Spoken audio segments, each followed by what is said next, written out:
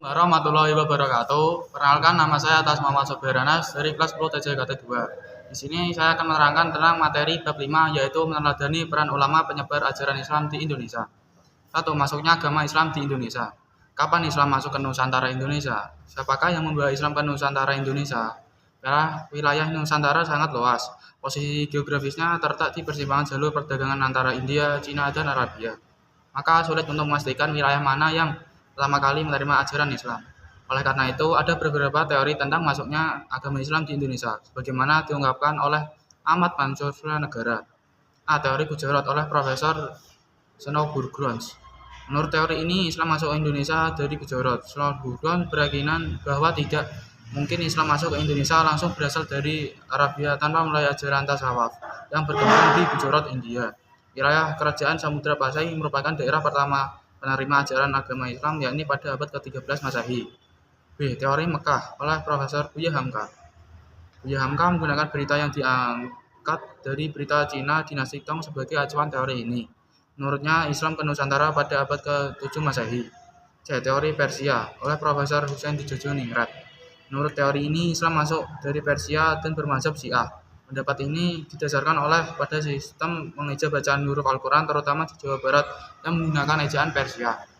2. Perkembangan Kesultanan di Indonesia. Masa perkembangan agama Islam adalah kurun waktu pada saat umat Islam telah membangun kesultanan sebagai bentuk kekuasaan politik. Kesultanan Samudra Pasai di Sumatera Utara pada abad ke-13 Masehi. Kesultanan Leran di Gresik, Jawa Timur pada abad ke-11 Masehi. Sejarawan Belanda pada masa kolonial bagi periodisasi sejarah Indonesia menjadi 1. Zaman animisme dan dinamisme, 2. Zaman Hinduisme dan Buddhisme, 3. Zaman Islamisme, 4. Zaman Katolikisme dan Protestanisme. 3. Tokoh menyebar ajaran Islam di Indonesia.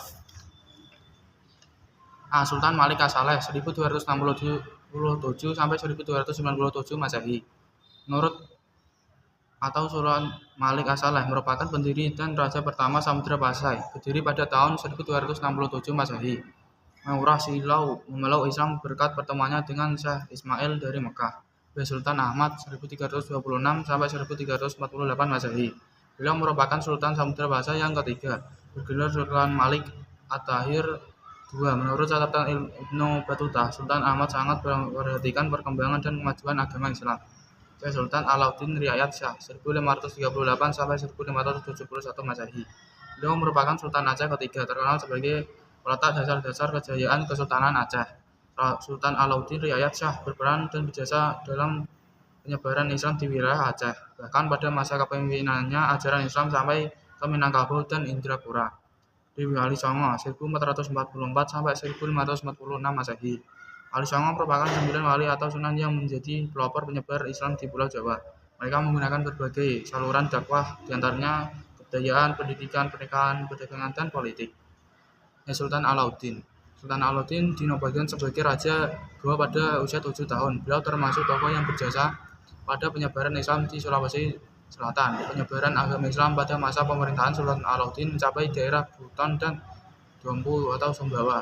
Datuk Tunggong Datuk Parangan atau Habib Hasim bin Musyah bin Abdullah bin Yahya merupakan seorang ulama Minangkabau yang berdakwah di kota Kartanegara. Beliau berdakwah bersama sahabatnya, Datuk Eri Bandang pada masa pemerintahan Raja Haji Mahkota 1525 sampai 1589. Sultan Zainal Abidin. Beliau mendapatkan pendidikan agama dari ayahnya dan dari seorang ulama bernama Datuk Maulana Hussein.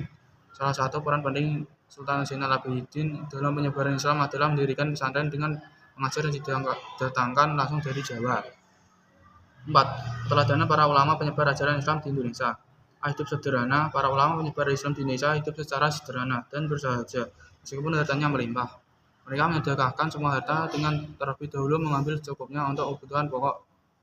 B. Untuk meraih keberhasilan dalam menyebarkan Islam di Indonesia diperlukan kegigihan dan tekad kuat.